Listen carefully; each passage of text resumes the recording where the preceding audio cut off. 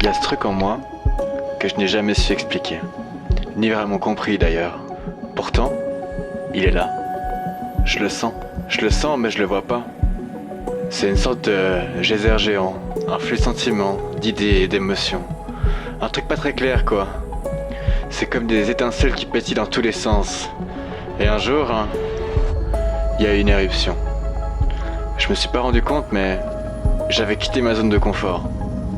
Et là-haut, dans les montagnes, dans le froid et la plus grande des solitudes, j'ai pris le temps de doucement me rappeler l'enfant que j'étais.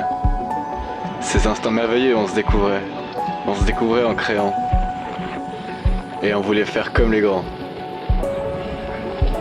J'étais émerveillé par le monde. Mais c'est tellement beau. Et en fait, il n'a jamais cessé de m'émerveiller. J'ai compris que je devais reprendre cette quête, celle que j'avais débutée alors que je n'étais qu'un enfant. J'ai lu une fois que ce n'est pas la destination qui est importante, Arrête. c'est son voyage.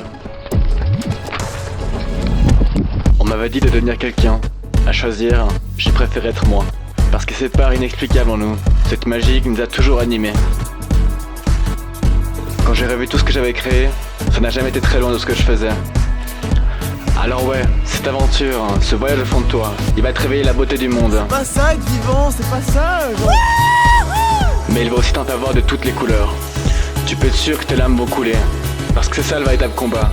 De pouvoir embrasser toutes tes émotions, peu importe la nature. Si tu le ressens, c'est qu'il y a forcément une raison. Je crois qu'on est beaucoup à s'ignorer, à se fuir ou à se refouler. Ça demande beaucoup de courage de partir à sa rencontre. Et puis je crois que ça en vaut la peine en fait. Le plus important c'est de s'écouter. Si on s'écoute, on sera toujours là où il faut qu'on soit. Même si on m'a dit que c'est pas comme ça qu'on gagnait sa vie, je veux pas la gagner, je veux la vivre. Parce que si elle doit vraiment avoir un but, c'est celui d'être vécu. Aujourd'hui, je n'ai beau ne toujours pas savoir où je vais, je continuerai à marcher, comme cet enfant, éternellement émerveillé.